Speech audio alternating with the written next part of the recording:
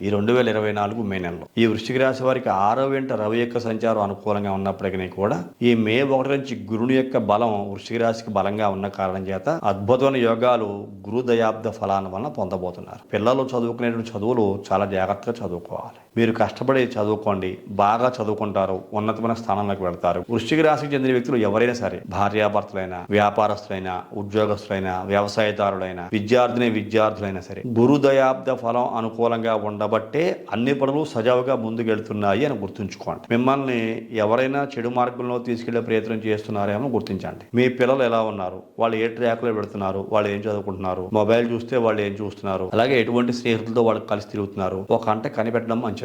ఏదో చెడు జరిగిపోతుందని కాదు, గ్రహ సంచార కాలం ఈ మాసంలో కొద్దిగా అలా గోచరిస్తున్న కారణం చేత కొద్దిగా జాగ్రత్తలు తీసుకోమని చెప్పటం. వ్యాపార విషయాల్లో కూడా అంతే. గ్రహాల అనుకూలతలు లేనప్పుడు మీ దగ్గర అప్పులు పట్టుకెళ్ళిపోయి